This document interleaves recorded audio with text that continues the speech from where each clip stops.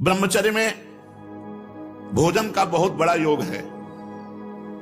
भोजन का महत्व तो लोग नहीं जानते हैं। जो मिला ये दुकानों वाले, उनको कुछ पता है पवित्रता किसे कहते हैं, अपवित्रता किसे कहते हैं, क्या मतलब है उनको। सामने बढ़िया बढ़िया बर्तन में बढ़िया बढ़िया शीशा के अंदर दिखाई दे रहे हैं। बाजार के भोजन से, बाजार की वस्तुओं से थोड़ा नमस्कार, दूरी बना के रखो, तब तो बुद्धि शुद्ध रहेगी।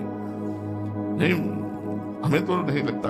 बोले अमुक दुकान बहुत पवित्र है, तो पूछो कि कौन सी गौशाला से घी आता है। ट्रकों घी लगता है, ट्रकों कहां से आता है। आपके सामने पीस बढ़िया आ गई, आप पा लिए बढ़िया, कितना सोहन पापड़ी बढ़िया है, लेकिन उसमें कौन सा घी मिला है क्या आपको पता चले। तो थोड़ा विचार करके देखो, यदि कहीं चर्बी मिली हुई है तो। ये भगवत प्राप्ति के लिए अत्यंत आवश्यक है ब्रह्मचर्य। भोजन का ब्रह्मचर्य से बहुत बड़ा महत्व है। जिसे ब्रह्मचर्य रहना, पहली बात सादा भोजन, दूसरी बात अल्पाहार भोजन, थोड़ा भोजन। 400 ग्राम 24 घंटे में अन्न पूरे शरीर को बहुत स्वस्थ रख के चलाएगा। 400 ग्राम। अब आप विचार करो, 400 ग्राम अल्पाहार, 2 रोटी थोड़ी दाल थोड़ा, फिर शाम के लिए 2 रोटी थोड़ा दाल। देखो को बढ़िया वजन एक करो, 10 दिन तो कर ले। अगर अच्छा लगे तो ये करना, नहीं छूट ले, खूब खाओ पियो, क्या परेशानी। 10 दिन ऐसा कर लो। सादा अल्पाहार अधिक भोजन करने वाला आंतों को बोझिल करता है। जिसकी आंतें बोझिल होती हैं वो ब्रह्मचर्य नहीं रह सकता। जिसके पेट चर्बी हो, ब्रह्मचर्य के तो। यदि तुम्हें वीर्यवान बनना है, आरोग्यवान बनना है, भगवत प्राप्ति करना है, तो ब्रह्मचर्य रहना। ब्रह्मचर्य रहना है तो भोजन सात्विक और अल्पाहार। एक समय ईरान के बादशाह बहमन ने एक महान वैद्य से पूछा कि हम दिन रात में कितना खाएं जिससे हमारा शरीर स्वस्थ रहे। तो उनका हुजूर 100 दिरहम अर्थात 39 तोला, 39 तोला बराबर 390 ग्राम। 1 तोला 10 ग्राम होता है, हम चलो 10 ग्राम छोड़ दिए 400 ग्राम। 39 तोला में बादशाह से कहा कि हुजूर 100 दिरहम अर्थात 39 तोला बराबर 390 ग्राम। फिर कहा कि इतने से शरीर स्वस्थ रहेगा। तो वैद्य ने कहा, शरीर पोषण की और स्वस्थता की बात आपने कही, वो तो इतनी है। इसके उपरांत जो खाया जाता है वो व्यर्थ है, वो बोझा है, वो शरीर को अस्वस्थ करने में सहायक होता है। 400 ग्राम 24 घंटे में। हम कहते हैं 2 बार 400 ग्राम ले लें, 2 बार 4, इतने में तो चल जाएगा।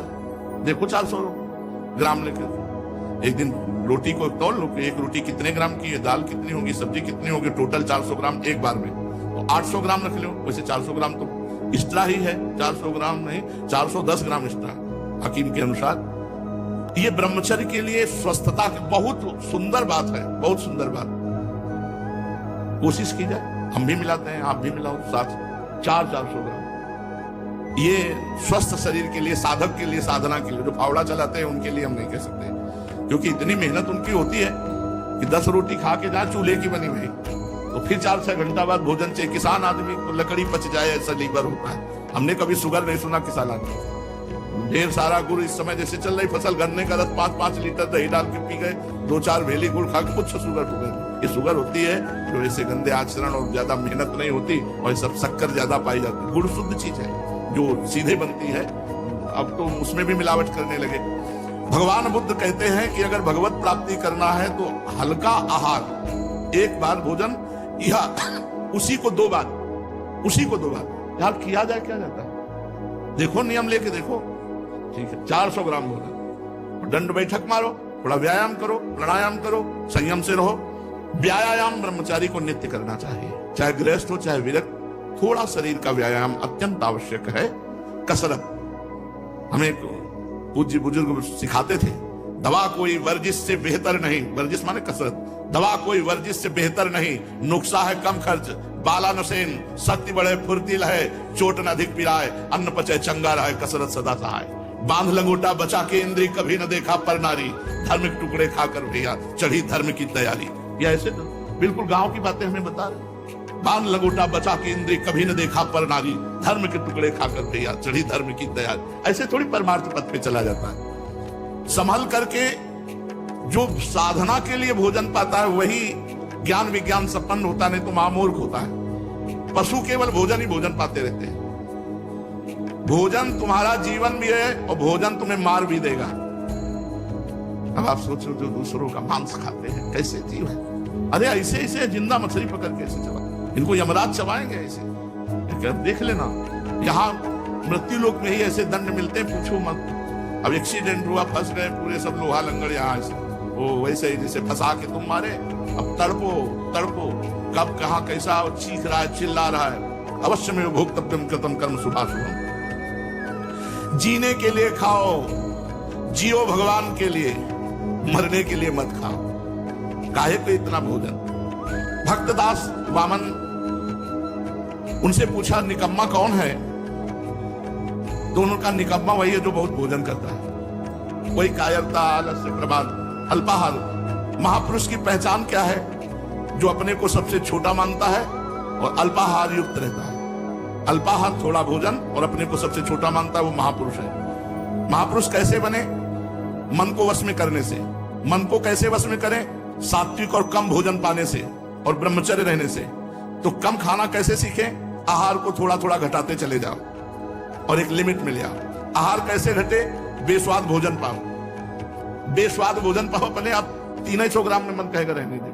सात्विक आहार, ताजा भोजन, रसयुक्त भोजन, हल्का भोजन, मधुर भोजन, जैसे गेहूं की रोटी, चावल या जौ की रोटी या मूंग और अरहर की दाल, थोड़ा दूध, कम मात्रा में घी, थोड़ा मीठा, सेंधा नमक, ये सात्विक बात। इतनी राजस गर्मा गर्म कड़ुआ, किसी किसी को देखा मतलब ऐसे निकला उन्होंने डाल लिया इसको, ये सब राजसी। अत्यंत कड़ुआ, अत्यंत गरम, अत्यंत नमकीन, अधिक मीठा, रूखा, चटपटा, खट्टा, तैलयुक्त, दोषयुक्त, गरिष्ठ, पूड़ी, कचौड़ी, मालपुआ, खट्टा, लाल मिर्च, तेल, हींग, प्याज, लहसुन, गाजर, उर्द, सरसों, मसाला, मसूर।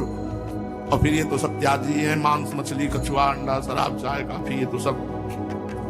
अगर राजसी आहार करोगे तो मन चंचल, कामी, क्रोधी, लालची और पाप कराएगा। ये राजसी आहार है, इसको छोड़ देना चाहिए। अगर गरम रोटी आई है तो उसको ऐसे टुकड़े कर दो जिससे उसकी धुआं निकल जाए। धुआं निकलने के बाद ही पाओ, यानी गर्मा गर्म धुआं, वो आपके लिए हानिकारक होगी, भजन में बाधक होगी। कड़ुआ नहीं, तीखा नहीं, अधिक नमकीन नहीं, अत्यंत मीठा नहीं, रूखा नहीं, चटपटा नहीं, खट्टा नहीं, तैलयुक्त नहीं, दोषयुक्त नहीं, गरिष्ठ